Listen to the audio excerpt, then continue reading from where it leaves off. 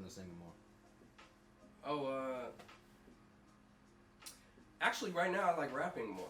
I've been singing for a long time, but I think rapping is an easier recording process. You know, I think it's an easier process generally, right? And I think there's a lot of things that I can say as a rapper that I can't say on a pop song. You know, because I always hated when pop singers would do like albums where they were being like talking about I don't know, like shit would happen to them and they'd be like, all the fans are following me, and you know, to be singing all the shit. I always hated it. So with rap music, you can say things and it doesn't sound so cheesy, whereas on a pop song, like Michael Jackson would sing about paparazzi all the time, it just sounds so cliche to me. So I don't know, but no disrespect to him, that's fine. That's the GOAT. Yeah. How long have you been doing music? I started probably when I was like 8 or 9. I got into studios when I was about 11 or 12. I was one of those kids that did like Apollo kind of events, you know, or like I did national anthems at Redskins home games. I did like my first paid gigs were by the Secretary of State at the time, Colin Powell, and his wife Alma Powell. I was working for Volunteers of America. I would do the Volunteers of America banquets in DC, and started working for the Washington Redskins when they were the Redskins. You know. Yeah, man. And then from there, I was in studios with local producers. They would have me in there. Like I was telling you earlier, I'm showing my age, but when I started recording, the first studios I went into were still tracking onto cassettes. Where when you would leave the studio and they give you a mix down, they give you a cassette. Here, play this when you're on the way. I still had a cassette in my mom's tours, you know. But then I also had like before I ever had a computer, because my mother's a recording artist too. She was recording. I grew up in the studio listening to hers, but she would do demos for pop artists, and she's an insane writer, you know, insane singer. But she had equipment sitting around. So back then, before you had these really great portable setups, I don't know if are you familiar with the 4 and 8 track recorders? Yeah. I mean, but you know what I'm talking about. There's these things, and you have a spot for the cassette, and you got like either 4 tracks here. If you really wanted to flex, you had 8 tracks to work with, and that was how I learned the multi-track shit. And so when I would do, I would find instrumentals on LimeWire, and I had this fucking old cassette recorder. This maybe it was like 06 or 07. I'd record the instrumental onto track 1, and then I learned to do my vocal arrangements with the 3 other tracks that were there. And this is what's crazy now is like. Because I'm a trained singer, my mother's a vocal coach, but back then, if you fucked up, you didn't have 100 takes. Now when I track people, like I tracked a rapper, you track rappers all the time, you do like hundreds of takes for one line, you know, doing whatever. But back then, if you did like 50 takes, your take was shit. All of it was gone. So you would do, if you had 3 tracks, and you maybe had 10 good takes before your shit started sounding muffled. And this is what's crazy. I didn't know how to mix it down, so I would just record it.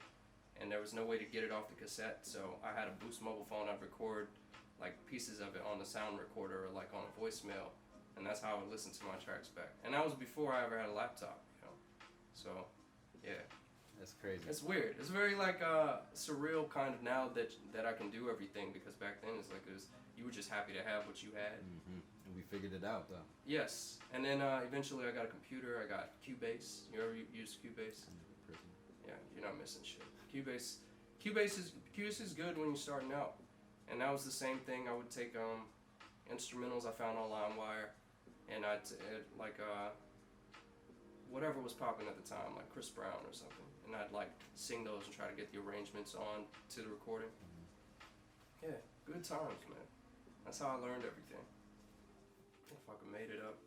I can't. I don't have a really good reason for the name Lollypack. I think what was happening was I, like a lot of people, went through a bunch of stupid fucking names before, but I came up under my real name. If you were to look up my real name, you'd see like all the press that I got under that, and some of that was I had a mom. My mom was my manager, and I was pretty successful for a time doing that as a kid.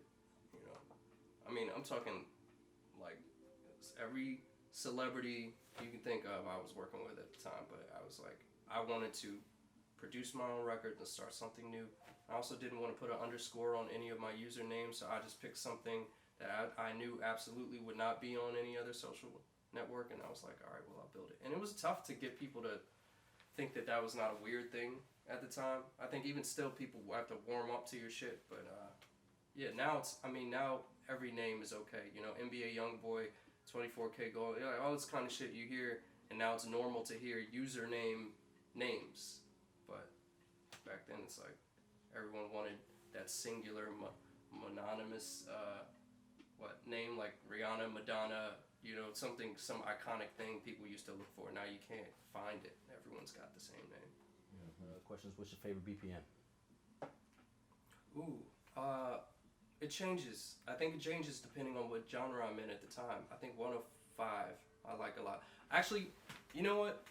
To write to about 93 or 94. When we talk about 93 or 94 BPM, you're talking about don't play with her, don't be dishonest. That, right around that. But you can also, you move that up 10 BPM and you get the reggaeton, like the Slick record and, you know, all of that shit that's out. But what I like about 93 or 94 is it's a classic 90s tempo. So when you're going back to Brandy songs, you know, from the Brandy first album or any of that kind of stuff, there's so much space in it that if you wanted to freestyle over the track, you have enough time to kind of just like move. That's the same reason that boom bap beats are sit right around that too, like 95 or something, because you got this space in there to just kind of do what you want to do and ad lib. So right now I think that's my favorite thing to write to. Yeah, everything else I just do by necessity. Like I like 150 if I'm producing stuff. I'm doing like hip hop records or trap records or something. I always like that. Or EDM too. EDM's good. You still think that's even viable now in the times that we're in, writing for radio? Oh, more than ever, absolutely. Because the fact that there's interest in Lollypack right now. I mean, you go from I have no video out. I didn't make an effort to go and do photo content. I didn't go and, you know, I'd reached out to people. People knew and people had heard the songs way before. But it was mostly like a pure just networking and going in and just having the music that was like, that people so far have believed in the music. Like how, like the fact that Malcolm started spinning Slick on the radio was simply just because it was formatted for radio. I think 90% of trying to get on the radio is not necessarily that you have a bad or good song, or that even that it's not edited for the radio, it's that the radio has a format, so it's just like a playlist. And on that playlist, you're gonna expect to hear like shit right now, like Go Crazy by Chris Brown, and then an old Rihanna record might come on, but there are these formats that you listen to. You don't expect to suddenly hear SoundCloud start popping up in the middle of a radio format. So you gotta kind of know how to do both. So I think writing for the radio is a skill that I think that every artist should have in their arsenal.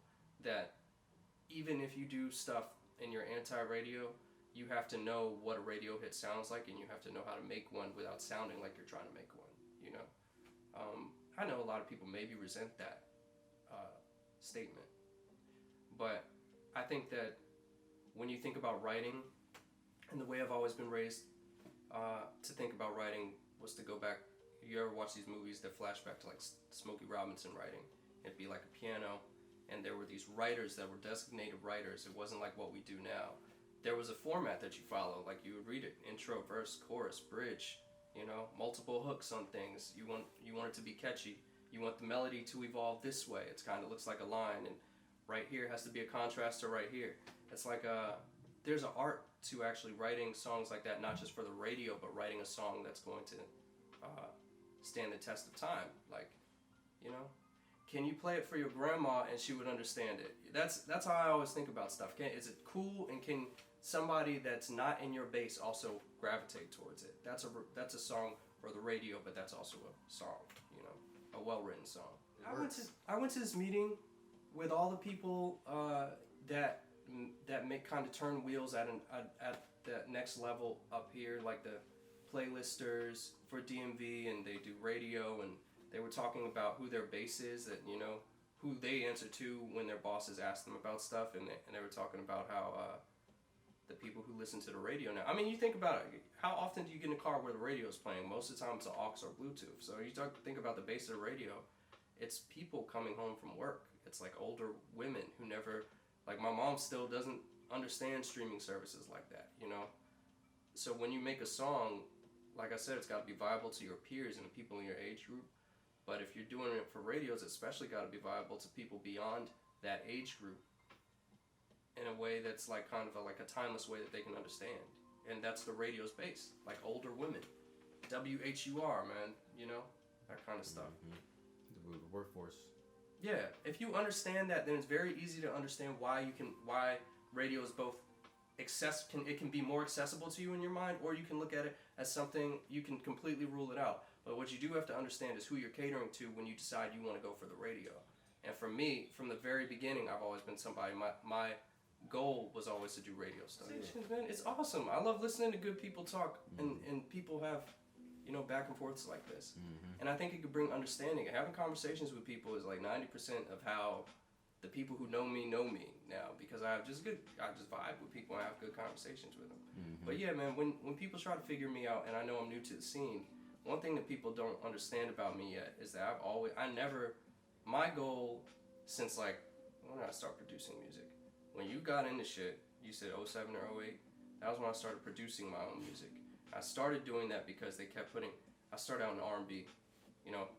I mean, like, I could go to a church, a Baptist church. My mom's black. I grew up in R&B. That was my whole upbringing for music. So I could go to a Baptist church, hit all those runs, and sing all your favorite songs, and tear the place down. But the thing is, I kept getting put in with R&B producers because of that. And they kept saying, this is before K-pop ever made a wave in the United States. And they're saying, this kid, you know, he does R&B music. And they would give me stuff that sounded like, it was like neo soul. So they're giving me as like a 15-year-old, like music soul child stuff. And you gotta start thinking, 05, Chris Brown starts to get heavy on the radio, which is like R&B singing on top of hip hop. And then Usher with Yeah and all that kind of stuff. So I started producing and saying, I want to be able to do pop stuff. I started listening to like, I grew up in Fairfax County, so you have a huge go-go presence there in Alexandria. That's what a lot of people don't know. Huge go-go presence from it being right there, but also the front of the bus was a bunch of white kids listening to Katy Perry or whatever the fuck was popping at the time. So I wanted to be able to do both. And so my goal was always from the very beginning to just like, damn, I want to play on the radio. And I want to make songs. I didn't like albums that you would skip songs on. So you get an album and be like, 8 songs on there were good and then the rest of them were trash. I didn't want to have no skips. So now I make music like that. Like when you hear my songs, they all sound like singles. Because I grew up resenting skips, anything I had to skip, you know. Absolutely, so man. I had a very weird upbringing by a lot of people's standards. My father moved from Korea in the 70s. He moved to, are you familiar with Alexandria at all? Somewhere, yeah. It's Richmond Highway, which is like right over there by a casino, but Richmond Highway is a neighborhood called Gum Springs.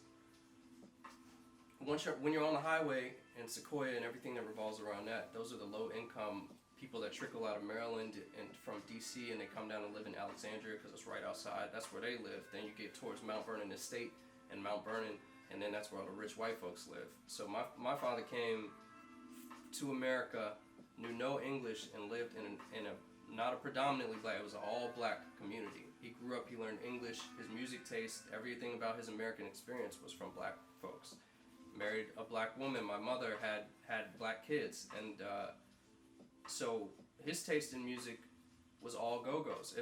I mean, you look at my father, when he passed a month ago, he had like it's like candlelight vigils and stuff. It's a bunch of go-go heads out playing go-go, you know, like.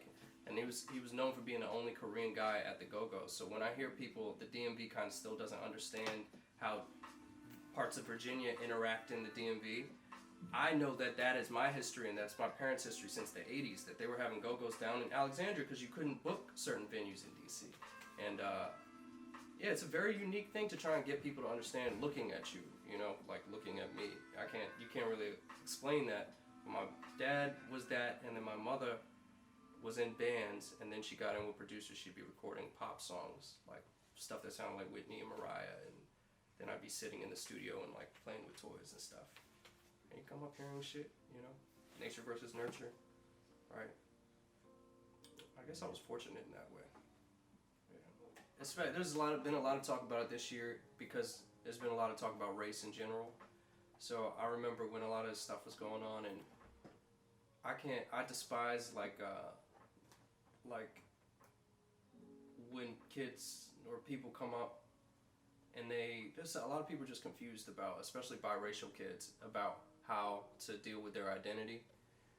And I always tell people, especially when I talk to other biracial people who are trying to figure out their way, that being biracial is kind of its own experience, especially when you have a dynamic mix like this. Like my mix is two completely different worlds and cultures, and it presents like this, or it'll present like Anne Marie, where somebody is like a darker, or like Janae Aiko. It can present in a million different ways. You can present with completely straight hair, like my sister has wavy hair. She doesn't look like, I take out my hair looks like yours, you know. So that's different, because it's like you're gonna get a bunch of people who try to tell you what you should and shouldn't be. But if you invalidate that, you're doing yourself a disservice, and you're doing the people in your background, your ancestors, the people that came before you, a disservice. My black side of the family built the infrastructure that became U Street. They had the first newspaper that was informing people of nightlife in U Street that ran until the early 90s when my grandparents passed. So when you talk about like both sides of your history, you know, you have people that are going to try and invalidate that just by looking at you. You can't say this, you can't do this, you shouldn't be singing like this, don't walk into this kind of room, who do you think you are singing like that, you know?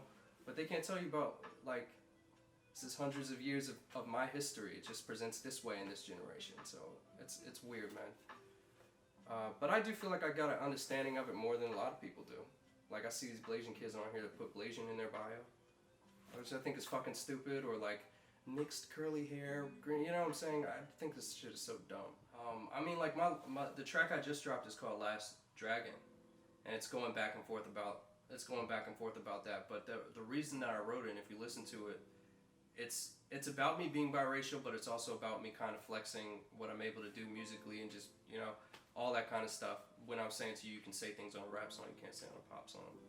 I just wanted to show people I can rap, but also it talks about the reason that I wrote that, and that I wanted to make sure that I was using the kind of language that I was doing in it, and that I let people know that I'm black, is because I was working, I'd have my hair tied back at work, you know, like in a bun or something. So if you're black or mixed, or you come from a black environment, you can look and tell when somebody is mixed, especially based on their hair texture. But where I work, it's mostly white Republicans. So they were coming in, and especially during the election, they're saying shit that was off the wall shit, you know, and I'm like at work, so I can't, you know, but they're saying shit that's off the wall shit, and some of them were saying things to me as if because they didn't know what my background was. So to me, it was really important.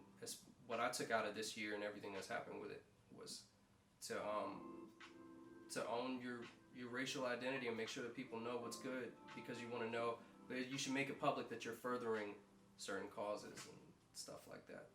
Because I couldn't stand that shit, you know? I can't stand when people invalidate, you know, stuff like that. Yeah. I always thought it was really funny, is you ask anybody, like if I ask my mother what her heritage is, sometimes she'll try and dig, but most of the time, you ask black folks what their heritage is, if they don't know, it's just like, oh, well, I'm black. Because there's a lot of pride in that, you know? If you ask a white guy what his heritage is, you'll get the whole damn, you know, you'll get the whole thing. Well, my family started in Norway in 1876. I'm like, God damn. I'm 9% Irish. Yeah, I'm 9% Irish. You know, it's because because white is so. Yeah, but they stole all that from us, though, man. It's like, I wish I knew it. Like, I don't have this. There's only so many lines up I can ask. You know what I mean? Yeah, absolutely, man. You know what I mean? It's a small world, especially this little art scene that we got going on. Bro. When I got involved in it, and I moved out, when I moved out to PG, like I said, Alexandria and PG are two different worlds. I mean, when if you would said Bowie to me in 2010, let's drive out to Bowie, I'm like, oh my God, that's so far, you know? But now, I make that drive every other day, and you go out, but it really is two different worlds. Like, you go in, and people that grew up in PG, there is a very different experience growing up in PG County than there is growing up in Alexandria. But because PG County has had so many people that have become successful and gained platforms. But I mean, you look at who is running the DMV right now and doing awesome shit, it's all people from PG. It's like literally mostly people from PG and DC, right? And I think so that through their art, they're expressing the lifestyle, so there's more awareness about their lifestyle. So I think and a lot of my stuff, I'm trying to figure out how to do that same thing for Virginia, because I think there's a misunderstanding about our relationship to the culture, especially what people see as DC culture and Maryland culture. But what I know that we all grew up with, people who grew up right outside DC, grew up with so much of the same culture, and it was just different. It's like eclectic, you know. Like I say, you grew up with right near the military base. Like, you got military kids mixing with people who just grew up in DC with the go-go and all that. Yeah, so I was thinking even just the difference between like Alexandria to Richmond, how people don't even know how far that is, how far away that is. People think that's still Virginia. You know what I mean? It's different, man. All right, so I'm gonna explain Virginia like this, okay? You go past DMV, and I know everybody likes to define where DMV starts, but these motherfuckers don't know. They say Waldorf is the DMV, and they say, oh, Alexandria, no. Nah. DMV is, you know, it includes that whole area, but when you talk about where the culture is, and like, I think it's proximity to DC, but it's also the way that people are. So in Virginia, I would say that the cutoff, and people beyond this cutoff are gonna hate me for this, but I think the cutoff is Woodbridge. And I would dare say maybe Stafford, but I would say it's Woodbridge as far as, and I've lived in all these places. I've lived in DC. I lived in DC. My dad spent a year in DC jail. I've lived in DC, PG County, Bowie. I've lived in fucking Lorton, Woodbridge, Alexandria, fucking everywhere, Stafford. And where you see the DMV culture still, and you know, I'm very DMV, where you see the DMV culture still, it kind of cuts off at Woodbridge. You start seeing Confederate flags and shit once you get past Quantico. And even though it's all great, you know. Yeah, no, I definitely feel that. Like, but it is different. Like, you get down to Stafford and you feel that there's a disconnect, because they don't go. They're not. I think it's a lot of it is the train system too. Like, you're not working to and from DC every day, but a lot of people in Alexandria or Springfield are still going to DC on the train. Coming from Tyson's to DC now, you know. Definitely the metro. It's really the DMV is the metro. If you can find it, yes. The metro. Yeah, in proximity to that where little the map. wherever where the metro touches, that's right. the DMV. That's the man. DMV. And the metro ain't going out to Stafford. And it's not in Baltimore. Yeah. Like, you gotta take the train to go to Baltimore. But you know what? The funny thing about Baltimore, and I love Baltimore's art scene, but the funny thing about Baltimore is almost like its own little world. It you know is. What I'm saying? It's a whole different state. It's not. We're not touching other stuff. That's not even Maryland. That's like Baltimore. They've got their own scene. They've got their own fucking celebrities out there. You got your own amazing accent, opinions about stuff. That's football team. I mean, it's entirely different. When I started spending more time in Baltimore, because now I work out there, it took me a couple months to start understanding stuff. Like damn, it's different. It's DMV, but it's also like something different than that. You know? It's DMV mixed with Jersey and Philly. Yeah. Like. Yeah, and a little New York too. New York. You got it's like because it's so far up north. It's norther than us. They grabbed everything that's north and gravitated to that and shit. And their art scene is like, I don't know if it just feels like this to me, but it feels like they're more of a family in that art scene than it is out here. Like, I see them interacting in a way.